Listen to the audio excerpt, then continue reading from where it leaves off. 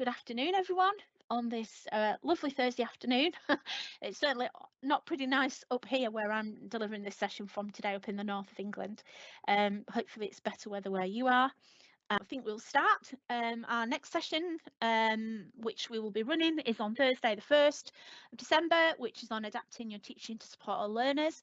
And on Tuesday the 6th of December, which I think is the last webinar we're running this autumn term, is on stretch and challenge at higher achievers. We did run a session on Tuesday on exam practice and revision, which is just about to go up on our site, and we ran a session last Thursday on vocabulary teaching, which I do believe went on the site this afternoon. So for those of you that did join or haven't yet seen those, you may well want to have a look at those again or for the first time. So those of you that know me, you've probably seen me on quite a few of webinars now for Language Nuts since I've been working for them for the last couple of years. That's just a little bio about me. I won't dwell too long on that. You can look at it if you're interested to know anything that I've done in the past, and certainly feel free to email me with any questions that you have. As always with our sessions, to fully appreciate what's in the content of the session, it's best to use it alongside the recording. However, you can have the PowerPoint with pleasure after this session. And as always, we'd like to thank everybody that's involved in the MFL community. They are so generous with their resources and their time and their ideas. And whenever you go on social media, you're guaranteed to find something on Twitter or on Instagram or on Facebook, which people are happy to share. And all of the ideas that we're looking at tonight have been tried and tested by myself or by other colleagues in the team, but please be mindful of any policies that you have in your own institution, because I think it's important that you don't let your school down, particularly if you're in an Ofsted window. So tonight's session, we're going to look at how it links to the teacher standards very briefly, because I get more and more ECTs and second year teachers who send me emails and say, could you please sort of give me an idea of where I could put this into my evidence file, or maybe if you're going for UPS or you need to make a report or something, how the teacher standards are being hit by yourself or your department, then that's just a useful thing to have.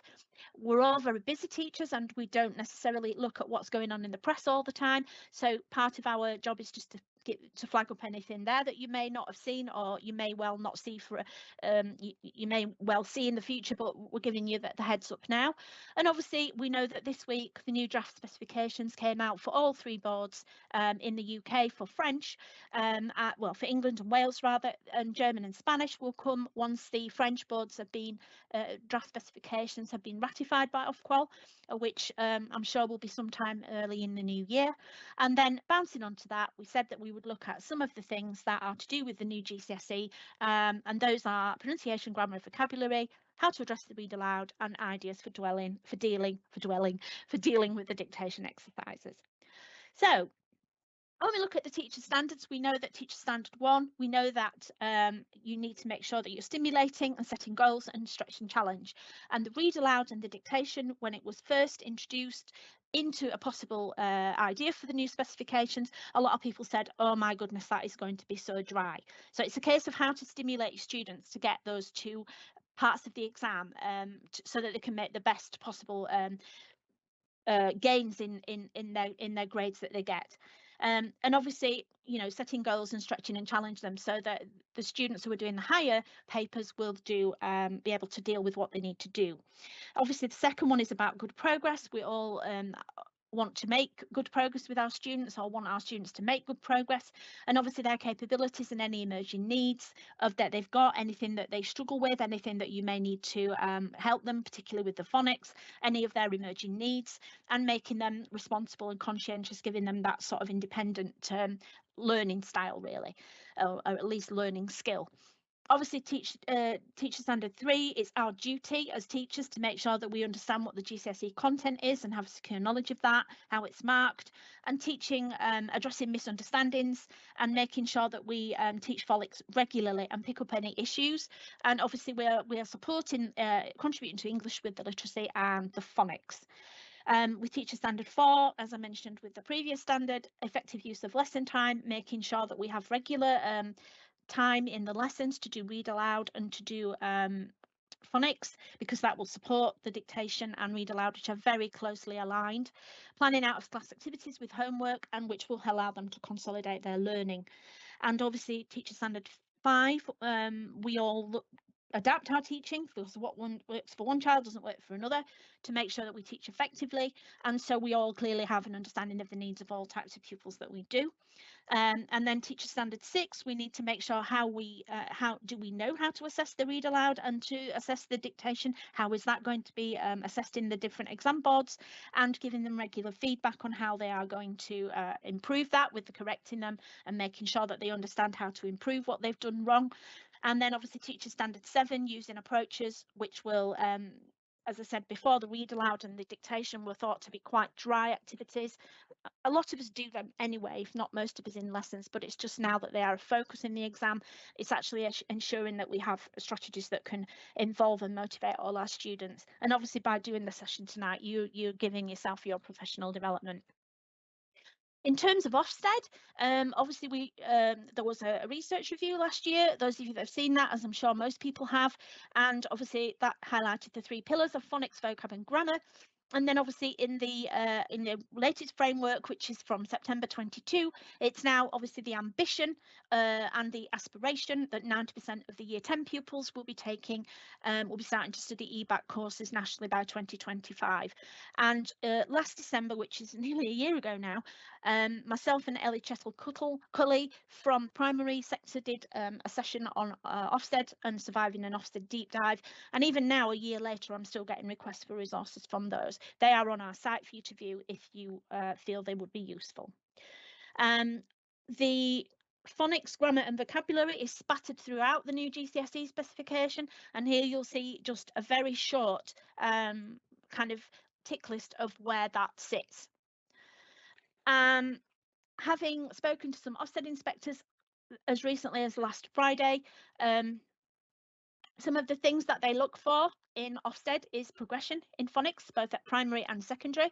They're looking for planned practice and review of phonemes, and they're looking at teaching needs to be based on a clear understanding of phonics of the language being taught, including the effect accents have on pronunciation.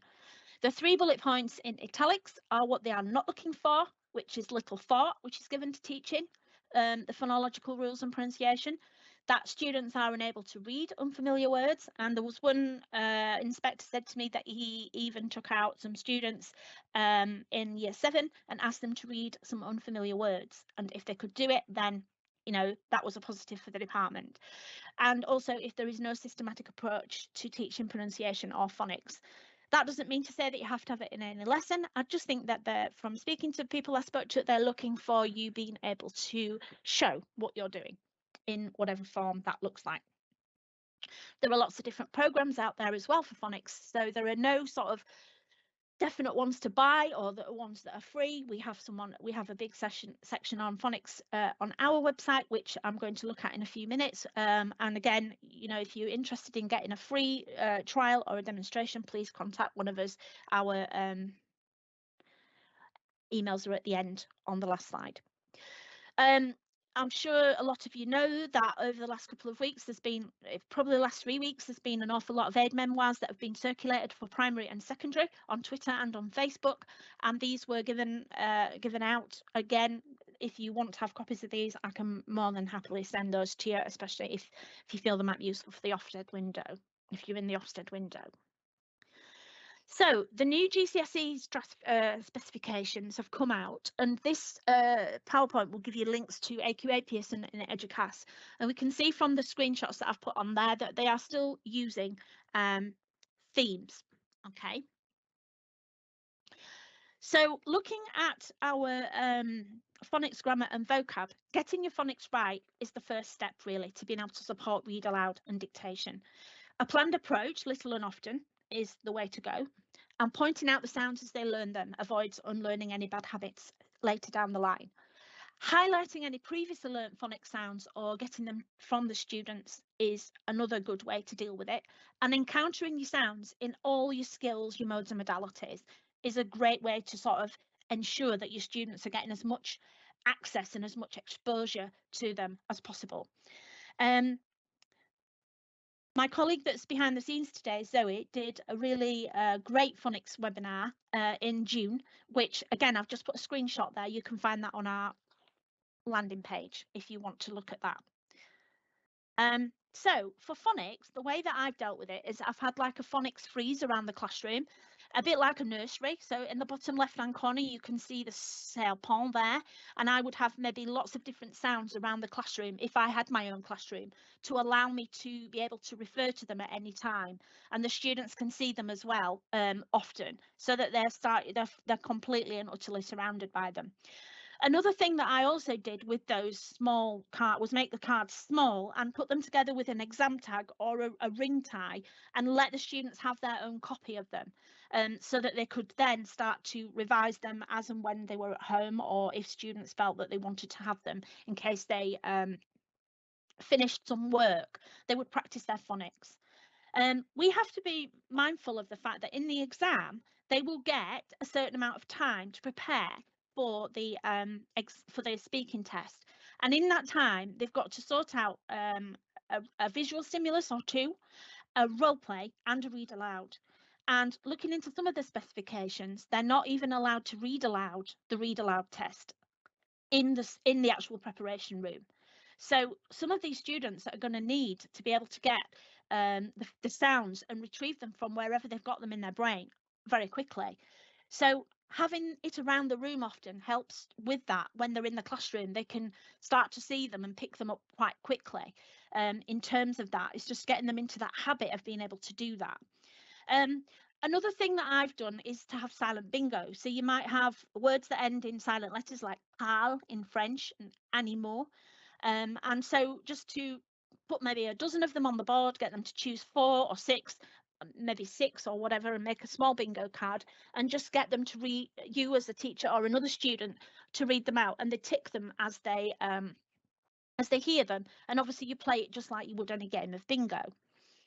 You might also decide to go for a phonics mat. And again, the third one along here on the right, even the second one here, these are some examples of some phonics mats which you can use. And the one in the middle is, I think, is available to purchase on Amazon. You can get lots of different cards for the students, or you can get them as a mat, which you can have on the tables laminated if that's the way you want to go. There are lots of different songs that you can use to practice phonics, and here are just a couple of screenshots from a couple that I've used. One is an English rap and one is the silent letters in French. Quite homemade sock man here, that's quite fun, but it is really helps to get the students to remember their phonics. Again, I can send you links to these if you can't find them. And obviously flipped learning, which again, this is where language note in the bottom right hand corner would come into its own, where you could see the phonics and the students could practice them prior to you learning them in the lesson.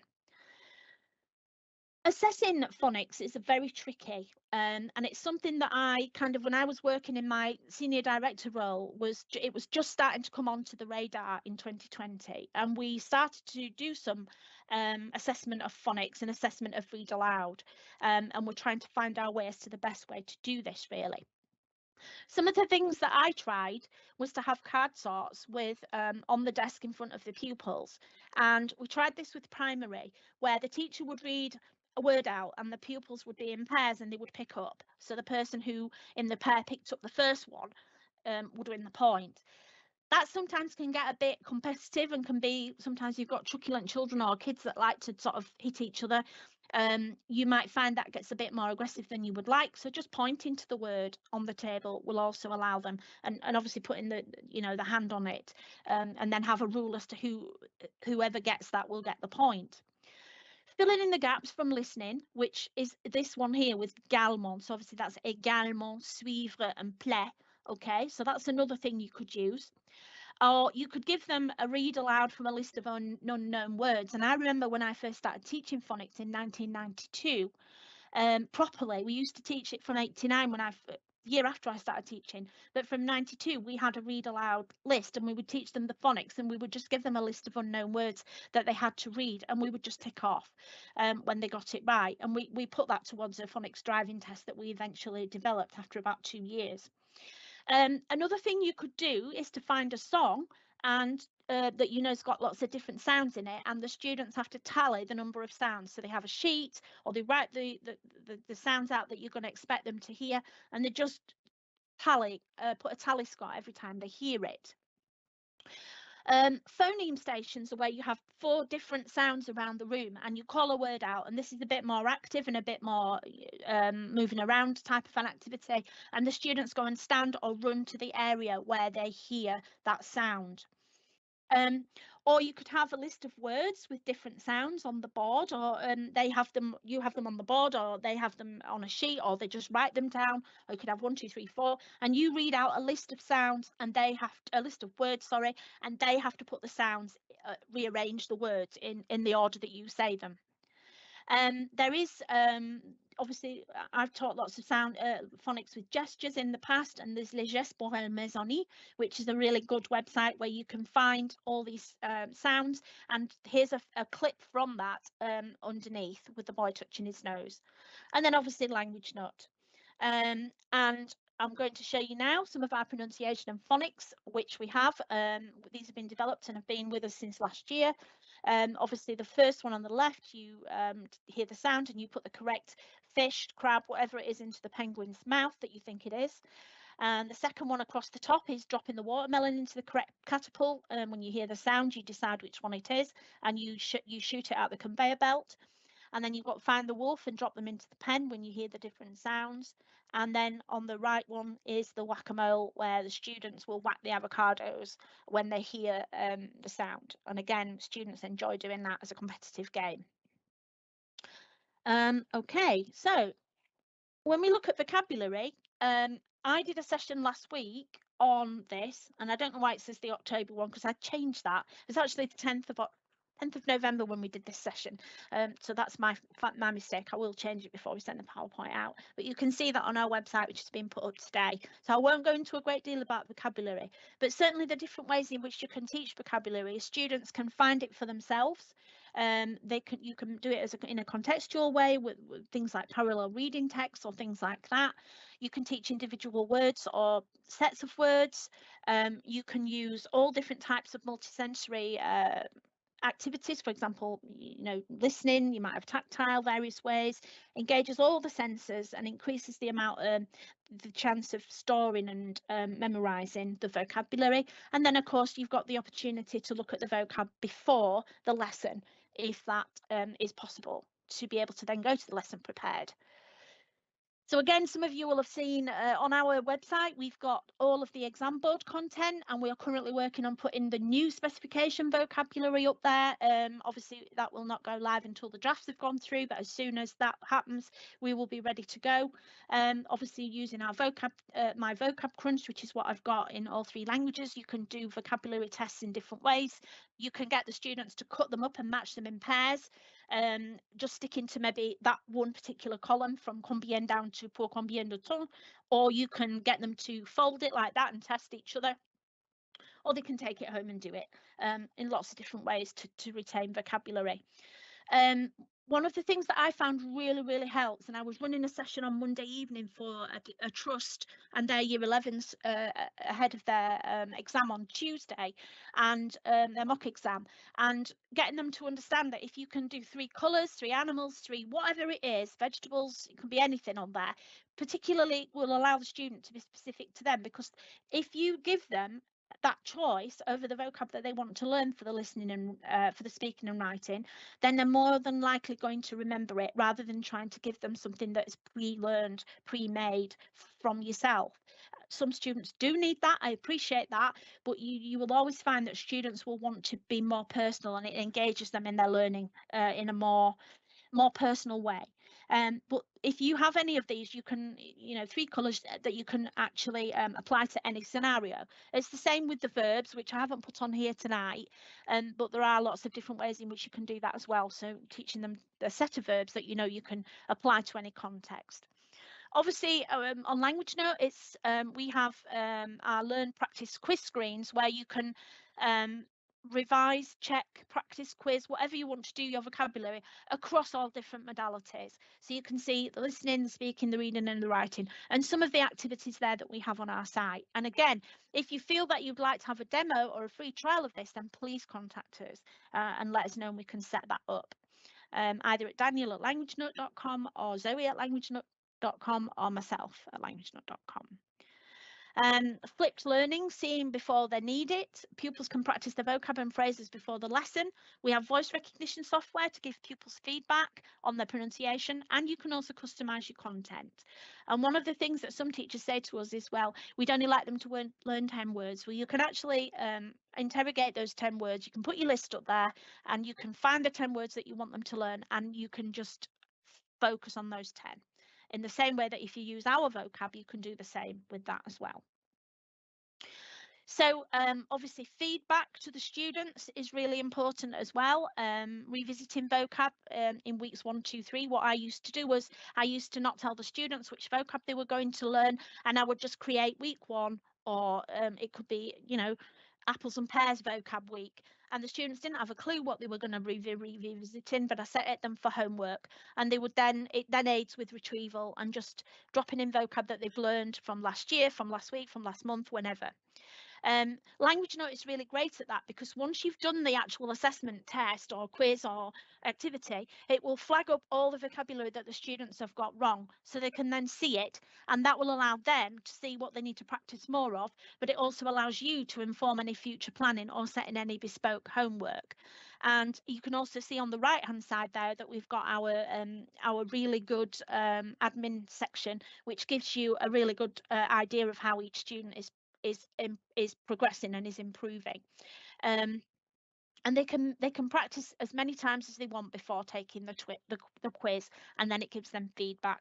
Useful as well for anybody else who's got any interest in any of the children, heads of year, learning mentors, whatever. And then obviously our grammar, which we have, is I've uploaded an awful lot more grammar in the last sort of few weeks, particularly as we now have A-level Spanish and French on our site. And obviously you can interact with the verbs. There's lots of games on there. You can have gap fills, and you can go from primary to beginner to advanced to secondary to A-level. So there's lots of different levels there, which you might find your students would be happy to engage with and support. So we now move on to the read aloud task and some ideas on how we can deal with that. This is hot off the press, and it's interesting to see. This is the Pearson read aloud test. It's very interesting.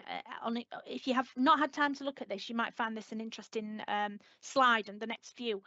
The way in which Pearson have set theirs out is they've set them out as sentences for foundation and for higher. And they've also asked teachers just to ask them 2 questions, which have nothing to do with the text that they're reading, which was something that I myself, when I looked at the original things that came out, I thought that they had to read aloud and then be asked questions on the actual text, but here they're not linked to the text. In the AQA one, you'll see how differently they're set out. They're not set out as sentences, even for foundation. They're set out as a text in a box. And they're asked 4 questions at the bottom. And again, none of those questions are related to the text, which again is quite an interesting specification draft. Remember, these are only draft specifications. They still have to be approved. However, this is obviously, you know, a lot of time and effort's gone into these. So you would think that the boards will have given it as best a shot they can, with the hope that very little will be changed.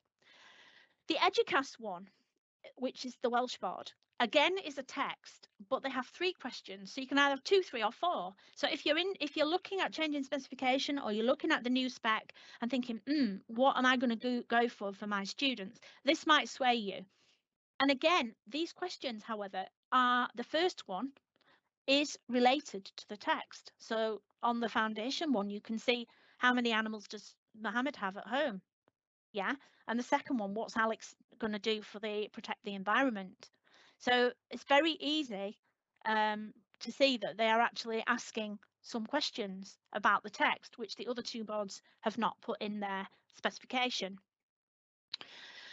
And I think, looking at that as well, if you asked the students can be asked twice, the teacher examiner, and then they give, for Welsh board, they give a paraphrase if they can't understand the first question once it's been spoken twice.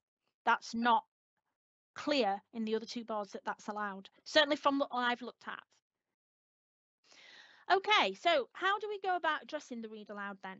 There's an awful lot of overlap between the read aloud and the dictation, obviously, but certainly making read aloud part of every lesson will allow your students to get more used to it.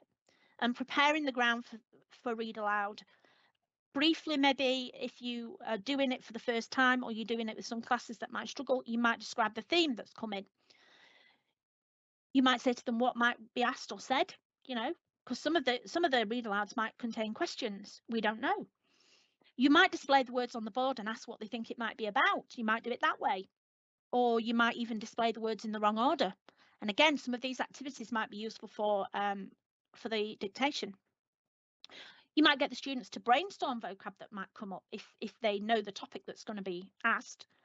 Or you might even preview the text and the vocab and predict what might cause issues. You might ask them to, you know, work in pairs or even just work silently on their own and underline or highlight or write down on a whiteboard or however you want to do it, what might come up and what might predict what problems there might be with pronunciation. Or you might just scan the new text and point out any new words or sounds. You might just do that as a matter of course. Look at if there are any cognates or false friends. And here we've got something that is a resource that I took from a session that I attended a few weeks ago. And here, obviously, this is the German, das perfekte Rezept für eine Boyband. Here you can see words like project, optimal, Prinzip, concept. There underlined the words that you might think, oh, that's an English word, I can easily say that. But in actual fact, they have a different way of saying them in German. So as a result of it, you might look at it from a point of view of that before you start looking at proper German words. Well, they are proper German words, but words that don't look like cognates. A good way to do this is maybe let the pupils hear you make mistakes and trip up over words when you're actually reading a text, and that it actually is okay to do that. Self-correction maybe. And actually they might put their hands up or highlight in a copy of the text or write on a whiteboard when they hear you make a mistake. If you give them a falsely, a badly read read aloud and you make mistakes, you might get them to pull you up on it and say, this is what you've done. Okay, this is what you said wrong. You could even model your own thoughts aloud whilst reading. If you've got a freeze around the room, you could look around and say, I'm just thinking about that. Because you do get some students in the exam. I've had a few in my past of teaching where they know that there's a certain vocabulary list on the board, or, wow words or whatever you have on your display boards, and I can literally see them in the exam, not in the German room or French room, but actually turning in the exam room thinking, I know it's up there in that room and I just know that's where it is, and being able to see that in their mind. So it does work for some students. I'm not saying it works for everybody, but in my experience it has worked. So you could model your own thoughts, or you could stop at points to explain what you're doing. Pupils share in pairs, right? I'm going to stop at this point. How am I going to say this word? What might I say? And then take some feedback from your class. Or you could read the text together and stop and ask them how to say the next word, if you're doing that as a class activity. You could use markers or get the students to use markers on the text, like an upward or a downward mark for intonation, like when it's manger or grève or something like that, to allow them to do that. It's not quite clear looking at the specifications whether the students will be allowed to write on the read aloud. I would guess not, because of the fact that they're exam papers, but there's nothing, I don't know. That may well be something we have to explore with the exam boards, and certainly worth asking your exams officer about that. You could give two versions of the sound when you're reading aloud and say, right, when I get to these words, I'm going to say this word, this word.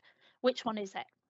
And again, tongue twisters, and you could give points to the students for speed that they can say them, for their accuracy, maybe for even having a go at saying a tongue twister, because you'll always get students who won't want to interact with you and engage with you in terms of speaking, but getting them to do that. So, well, if you have a go, you're going to get some points or whatever it is you have in your school to reward students. And then you might have a student who, has improved. You've done the tongue twister 4 times in a term, and on the 5th time they've done really well. So there's lots of different ways of rewarding students for doing really well at attempting to have a go at things. Some of the things I've done with some students who've really had low literacy levels when we're looking at text is maybe to follow it with a finger or a ruler. So have a ruler and actually read that way, or follow it with a finger. Shining a light on a word is where you maybe even have some little torches and actually shine the lights on the words that are more difficult or as you're reading it. The reading frames that are in the top right hand corner of that are what I used when I have students who don't, if we're using a big text and they're just focusing on a section of it, and actually put in, and I've got different levels of those, and all that is card with some old OHP stuck inside it, and some are thinner than others and some are fatter and so on, so you can select certain things. It's just a little bit of something different to get students to engage with reading. Mirrors, again, are great if you have them on your desk. I always used to have a set of mirrors and a stopwatch for every child, and they can use the stopwatch to time how quickly they can do vocab or read a text, and mirrors to look at how they're making the sounds and whether they're getting the right, you know, it's coming out of their mouths in the right way and making the same mouth shapes that I'm doing when I'm saying things like manger, and they're going manger. Using gestures, again, is something that you might consider, and it's in lots of different activities that you can use with that. And also read aloud glasses. Again, I always used to spend a lot of time with just literally a few simple props made some of the lessons I taught much more engaging for the students, and they had their own special glasses that they could read. So when we did a read aloud out, they came and they would do those. An activity here is you could have the sentences below displayed, and the students write any 4 numbers. This is a popular activity, I think, that's been around for a while. Any 4 numbers from the list on scraps of paper. They've got 5 minutes to go around the room reading a sentence aloud from the 12, and if that person that they're talking to at that particular time has that number on one of their slips of paper, they take that piece of paper from them, and the winner is the person at the end who has the most pieces of paper at the end. Again, that depends on whether you've got paper in school to be able to use as rough paper, because I know with cuts in budgets and things, paper is at a premium at the moment. I know I've seen you somewhere before, I haven't got a clue. So if I have got a reading aloud in front of me or a piece of activity with questions, I might get the students to go through and try. I definitely know that sound, a different colour with that, a different colour, I haven't got a clue. So, you know, I might have seen that sound somewhere before, but I'm not sure. So that might be something I use with 3 different colours. Students might then think about what sounds do they find easy, what sounds do they find difficult, and what do they need to work on. And then you as a teacher, you know, it's I do, so I'll do it, I'll do the sounds, we'll do it together, and you can do it. And one of the things when I was teaching some very challenging students in inner city, I used to have some of my, even 4 or 5 of them out the front, the ones who couldn't sit still, and they were part of the we do. So I did it, then we did it as a group at the front, and then the class did it, and it helped to keep their attention, but also kept them out of trouble when they should have been working occasionally. On our website for Language Note, we've also got read aloud. You can use some of our texts as read aloud. You can use a whole text, a bit of a text. You could use our transcripts in the listening again. And also when it comes to things like reading aloud, if you're following it as a read aloud or even as a dictation, you can slow it down with the snail. Allows you to do that. Students can, you know, they can follow it, they can read it in their heads, they can cover their ears, they can do whatever you feel they can do just to make the read aloud more engaging. Another thing I've done is this is a poem, Quand on tombe en saison revient, which is here we've got pictures, so we might have done the sentences, and then I maybe have got the cards, made them in bigger cards, and I've had them around the room. So the students have been in a group of say 7, and they've had to put the sentences in the correct order once we've read the poem, or the other way round. And you could even do it as a dictation, and then just sort of focus on the sounds that are being used within that poem. And then we're going to move on to the dictations. So again, very similar to what I did before. This is the AQA specification. Again, you can see the difference in the sentences. Here, this is actually on the listing exam. It's not what the teacher says. And you can see that they are literally have gaps on the paper that they will have to fill in for AQA. For Pearson, again, it's a similar thing. And what you will have here is for the first 3 sentences, they will have to, for foundation, they will have to fill the gaps in. And for the last 2, they have to write the sentence. And at higher, it's the first 2 that they fill the gaps. And for the last 3, they have to write the sentences. Again, Educast have gone completely the other way, and they haven't provided anything at the moment with any gaps. They just have to write the dictation down.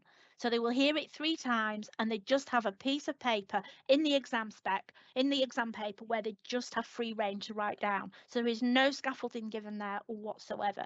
So it'll be interesting to see how these specifications come through and whether there will be any changes. But again, it's really interesting for if you're looking at different specifications, if you feel that you want to change the board with it being a new spec. So for dealing with the dictation, keeping it short, so start with word, then short phrase, then longer phrase, then sentence, then linked sentence to build up that dictation. We've all done running dictation and running phonics before, where you have a piece of text, even you hold the piece of text, or it's around the room, and you have pairs or threes, and students take it in turns for 30 seconds to run, try and memorize as much as they can, and then they go back to their group and they write it or they say the words. You could dictate the sentences in the wrong order, and they have to put them in the correct order and then turn that into a read aloud. You could get them to do a dictation and then put it on one side. And again, this is good exam practice. They do the dictation and they come back with fresh eyes at the end of the lesson. Am I happy I've spelled everything correctly? They could read it aloud or to themselves just to make sure, because sometimes just having that time to to put it on one side and then come back at it again is a great way of doing that. In the same way that if you're doing a translation, whether you're doing it at GCSE or at A level, it's often a good thing. Is the English correct? Does it make sense? You could preview the text that you're going to dictate and the vocabulary just as a start, at the beginning when you're starting to introduce dictation. You could predict what might cause issues in the text with the students, so they see it and they think, right, what might the words be that cause any problems? They could scan the text and point out any new words or sounds, which again I mentioned in the read aloud, or they could even just listen for prepositions or articles or particular things that you want them to listen to as you're starting to build their confidence with doing a dictation. You could be a human tape recorder. So basically, the students are telling you to play, stop, rewind, slower. So you're doing it, but that you're saying, right, miss, play, stop, rewind, slower, go slower. You could ask them to do that, or you could have somebody at the front who's actually tapping that. If you've got a student who you feel would benefit from being with you at the front, as I'm sure we've all got those in our lessons. You could have a bad cold dictation where you could, or you could have a bell that you ring or a rattle that you shake, and you do the dictation and you stop at the word and you cough or you sneeze or you whatever you want to do, or you wave something in the air, and the students have got to try and work out what that word is that they've missed out, and you've got to try and they have to try and have a guess at putting it in.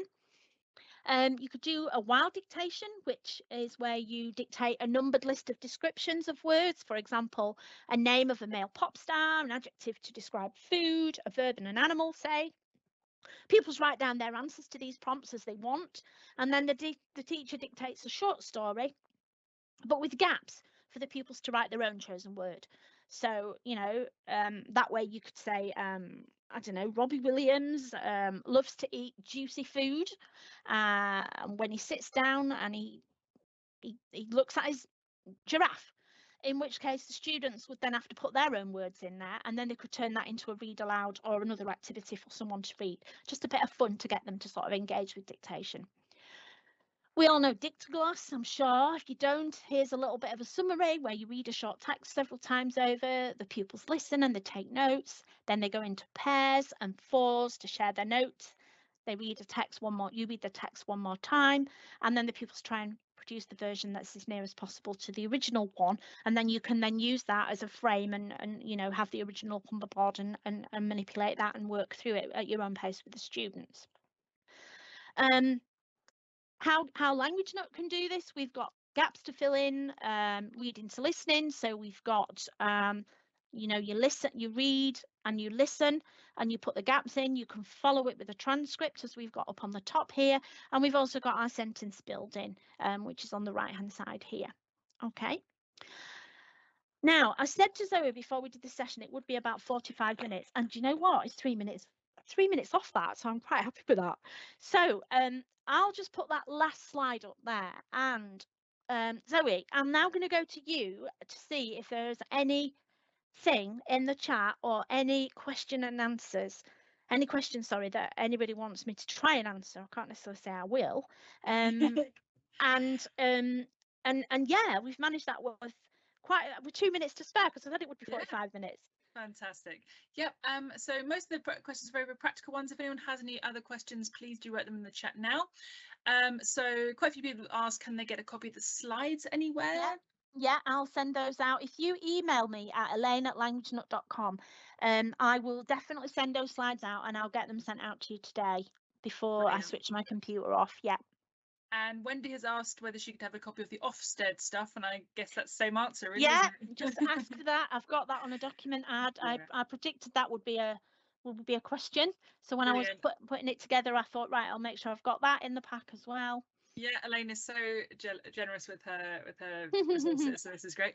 And actually, on the same vein, someone has asked whether you get the phonics freeze from. Is that something that you have to hand, or? I've got some. A lot of my resources are not electronic for phonics freeze, because I used them on my classroom.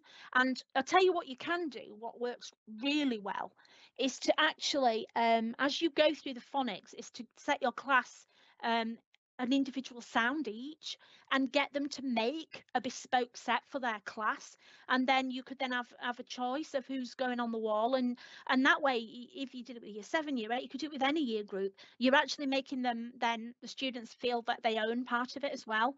That's what I used to do a lot of the time with my phonics. And the one that is on the, excuse me for anybody who doesn't like screens moving really quickly. This one here is one, the N, and A, is one that I found on Amazon.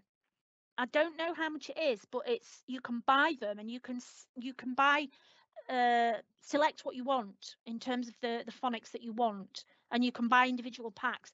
And I think, if I can remember to find it, and if anybody wants that, there is a guy on eBay who was selling these not that long ago, because a friend of mine that I used to work with a few years ago told me about this person and sent me the link. So if anybody wants that, I can certainly pass it on. It might not still be available, but I can certainly try to give you that, and you might be able to find it. But if you're stuck, get the kids to make it, because that way it's a lot more bespoke to your class and a lot more personal. Oops, it's disappeared now. Great, thank you. And the last question we've got is how we can get the last events that they missed. So that's on the Language Nut website. If we go to the on the blog, well, no, next to the blog, it's that's on the Language Nut website. I'm just going to stop sharing my screen, Zoe, because it's going a bit crazy. Yeah, so say that again. Sorry, what was the question? Yeah, so I mean, I can answer the question. So if you want to see any of our previous ones, if you go to the Language Nut website, and in the top right there is, on the menu, there's something called webinars, and you can see all the videos. They're on YouTube as well if you follow our YouTube channel, so all the previous ones, and this one will be recorded as well and should be available next week, hopefully. Yeah, we did have somebody ask after the last session about the phonics, the grammar, and the vocab. As I said before, Zoe did our phonics one, which she did last June. The vocab one was last week, and the grammar one is going to be done, I think it's the 31st of January, and we've got Esmeralda Salgado, who is doing who's doing a webinar for us, which you will find out about before the end of term. We're going to be sending out invites to that if anybody wants to join us for that, which again is free. Brilliant. Well, thank you very much, Elaine, and hope everybody enjoyed that and found that really useful. I know I did. And if you have any feedback, please let us know. Please write in the chat. Please let us, if you think it's useful, please let your colleagues know, and on social media and so on, because we'd like as many people to benefit from Elaine's expertise as they can. Yeah, no problem then. See you all next time. Yeah, thank you. Have a good evening.